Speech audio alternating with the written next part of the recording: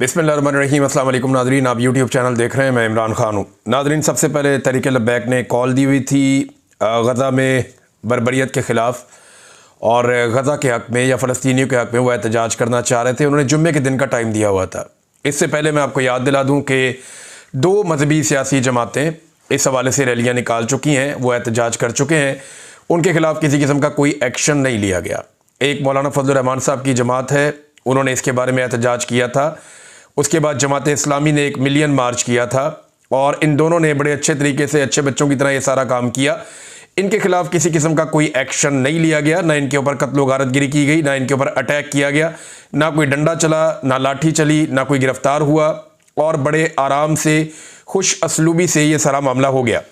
अब तहरीक लब्बैक ने कॉल दे दी थी और इनकी क़यादत ने यह कहा था कि ये इसराइल को तस्लीम नहीं करने देंगे।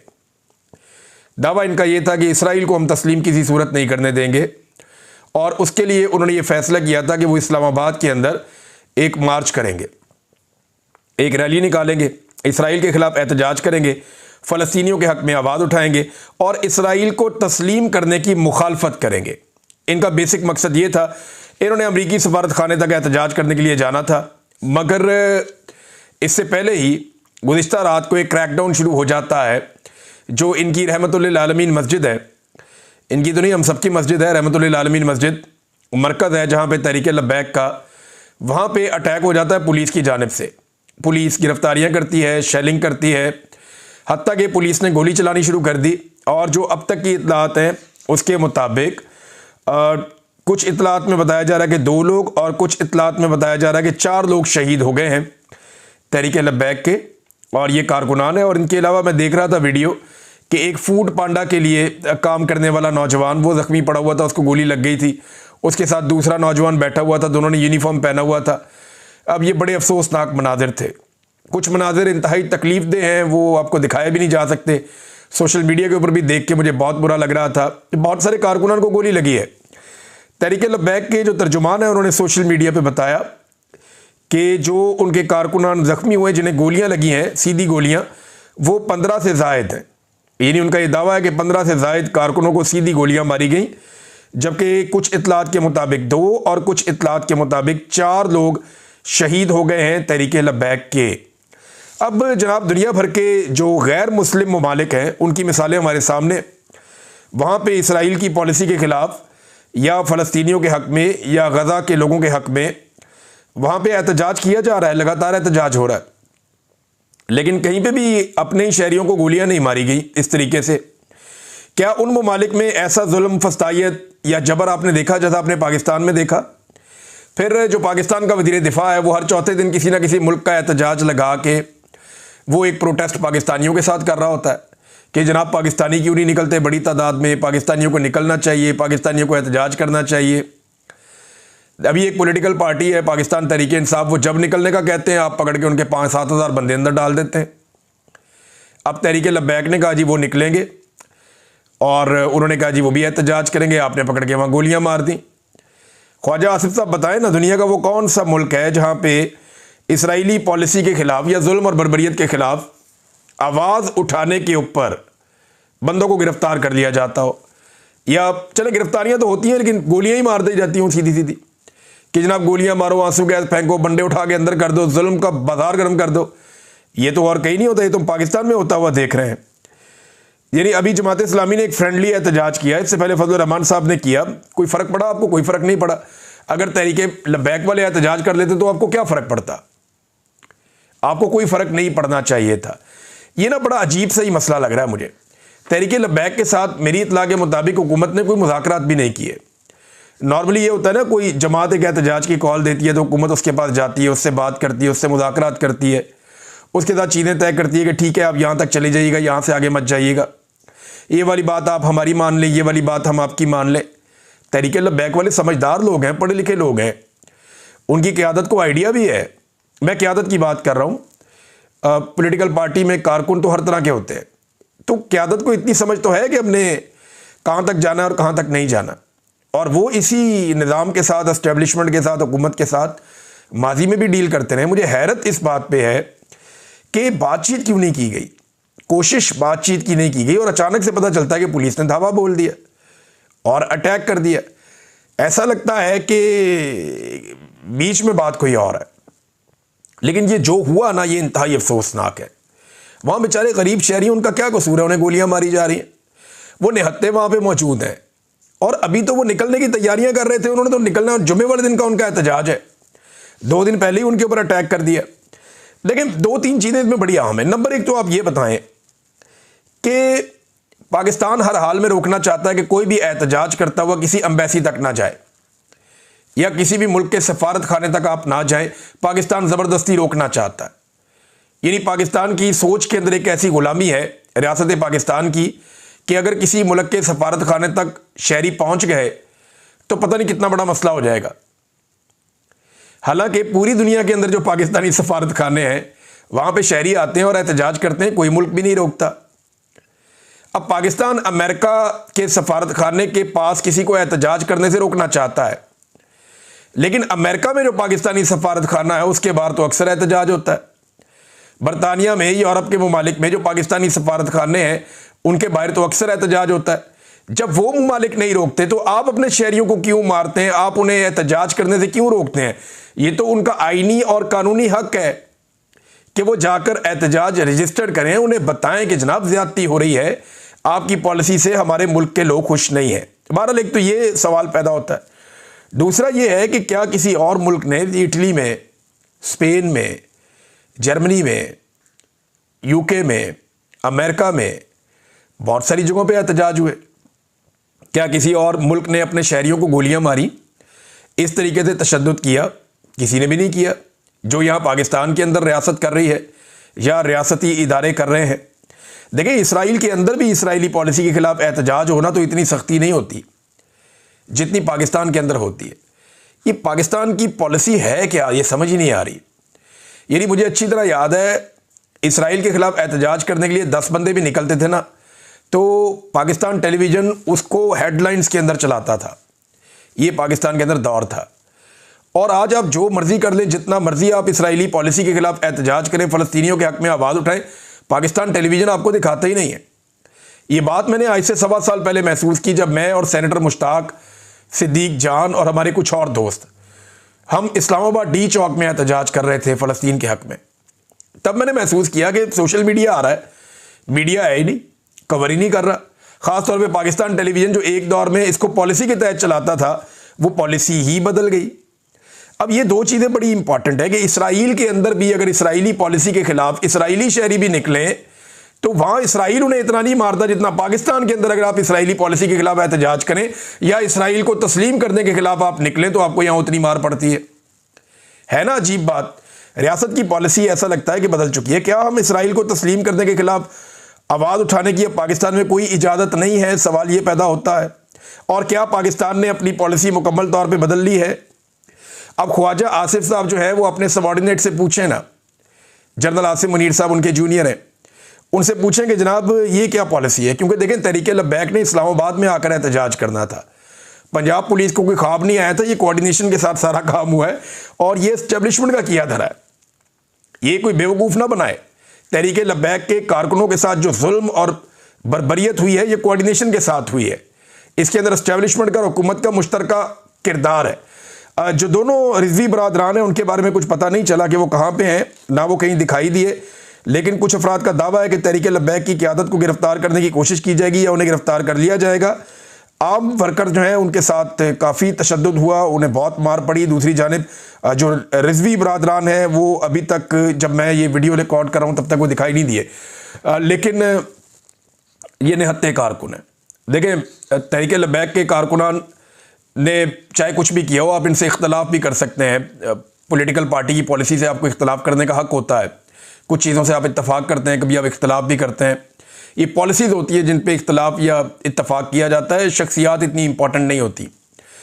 तो मेरा अपना ज़ाती तौर पे मजाक उड़ाया इस पॉलिटिकल पार्टी ने और बाकायदा मनसूबाबंदी के तहत उड़ाया, वो हमें दिखाई दिया। लेकिन इसके बावजूद मैं आज यही कहूँगा कि इनके साथ ज़्यादती हो रही है, इनके साथ जुल्म हो रहा है, इनके साथ जबर हो रहा है, इनके साथ फस्तायत हो रही है, इन निहत्ते लोगों के ऊपर गोलियाँ चलाई जा रही हैं। और ये बिल्कुल मुश्तइल नहीं थे, ये इश्तियाल अंगेज़ कार्रवाई हुकूमत की जानिब से की गई है जो दिखाई दे रहा है।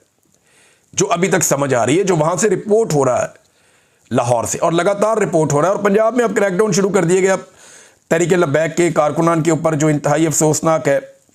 अब मस्जिद के अंदर जिस तरह लोग ज़ख्मी पड़े हुए हैं, लोगों को ड्रिप्स लगाई जा रही है, लोगों की हालत ख़राब है, बहुत सारे लोग ज़ख्मी हैं। ये बहुत ही अफसोसनाक मनाजिर हैं जो मनाजिर मैंने देखे, और तकलीफ़ दे मनाजिर हैं। अब आ जाए नाज़रीन खैबर पख्तूनख्वा में होने वाली बड़ी तब्दीली पे, इस पर हम नज़र रखेंगे, इस पर हम बात करते रहेंगे, क्योंकि अभी जुम्मे को तहरीक लब्बैक का एहतजाज है, देखते हैं वहाँ क्या होता है।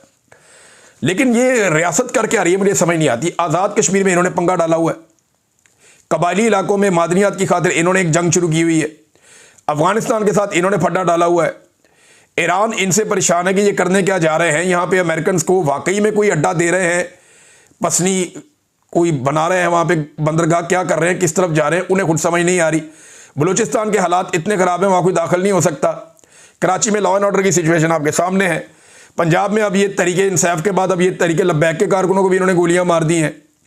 इस्लामाबाद के अंदर एक अजीबोगरीब फस्तायत है, हर तरफ कंटेनर नज़र आ रहे हैं। खैबर पख्तूनख्वा में जो इन्होंने गिलगित बल्तिस्तान में कर रखा है, वहाँ पे तजारत बंद है इतने लंबे अरसे से। पाकिस्तान का कोई एक इलाका नहीं है जिसके बारे में आप कहें कि वो अब बिल्कुल दुरुस्त सिमत में चल रहा है। कोई एक एरिया नहीं है। जो एरियाज बचे हुए होते हैं वो डूबे हुए हैं इस वक्त पानी के अंदर, वहाँ लोग वैसे ही बिलक रहे हैं, बहुत परेशान है। और जनाब जिस इदारे को जो काम करना है उसको कोई और काम दे रहे हैं। यानी फौज को 100 अरब रुपया खबर के मुताबिक एलोकेट किया जा रहा है कि आप जाके सैलाब मुतासरीन की मदद करें, भी उनका ये काम ही नहीं है। ये तो आप अपने डीसीज को एसीज को दें, वो जाकर मदद करें और वहाँ पे जो लोग हैं उनको सहूलत फराम करें। इतने अरबों रुपए अगर आपने देने हैं तो आप वॉलंटियर्स के जरिए काम कर सकते हैं, अपने मकामी महकमों के जरिए काम कर सकते हैं।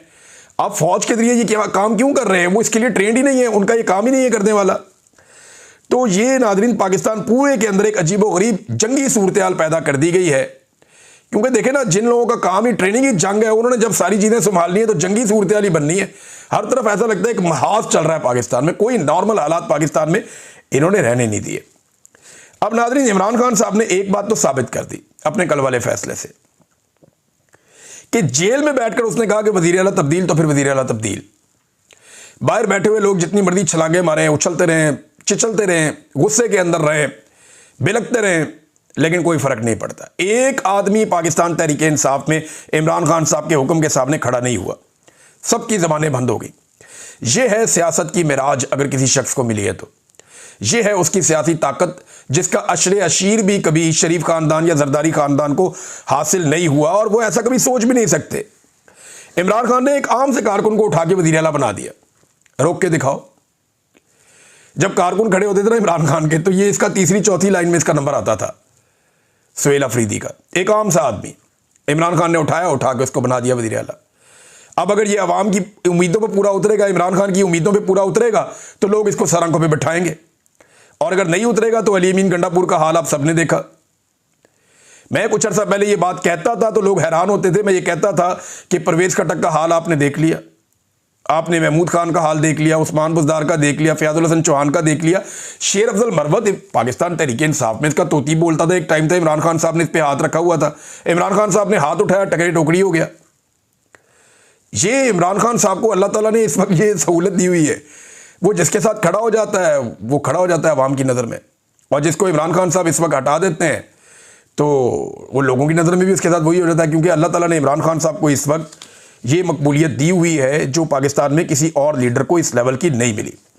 अब नाज़रीन टाउट्स को और कुछ सहाफ़ियों को, दानिश्वरों को, इन सारों को टास्क मिला है कि जो गंडापुर को हटाया इमरान खान ने, इसको पार्टी की अंदरूनी लड़ाई करार दिया जाए। देखें, ये तो गंडापुर ने भी नहीं कहा कि कोई किसी की मुखालफत में या लड़ाई में मैं निकला हूं। ये बात तो गंडापुर के भाई ने भी नहीं की, वो भी नहीं कर सका। देखें ना, अगर गंडापुर को इमरान खान ने हटाया है तो कुछ बुरा लगा तो हटाया ना, ऐसे तो नहीं हटा दिया कि भाई अब तुम इधर आ जाओ या अरेस्ट कर लो, दूसरा आ गया। ये तो हुआ नहीं। या गंडापुर खुशी खुशी तो हटा नहीं। अब गंडापुर को इमरान खान ने हटाया, इसका मतलब यह है कि इमरान खान ने उसमें कमी ढूंढी कि यार ये बंदा ठीक नहीं है, ये काम ठीक नहीं कर रहा है, इसको हटाओ, दूसरा लेके आते हैं। तो इमरान खान साहब को प्रॉब्लम तो थी ना गंडापुर से, कोई एक बंदा भी नहीं बोल सका। लेकिन मुझे हैरत हो रही है कि पाकिस्तान तहरीक इंसाफ के लोग या तहरीक इंसाफ का सोशल मीडिया, वो जश्न मना रहे हैं, खुशियां मना रहे हैं, वो एक दूसरे को टेलीफोन करके मुबारकबादें दे रहे हैं। वो मेरा दोस्त है एक पाकिस्तान तहरीक इंसाफ में, उसने मुझे कुछ अब वो चीज़ें शेयर की, उसने कहा ये देखें, ये जश्न मना रही है पाकिस्तान तहरीक इंसाफ गंडापुर को हटाने पे।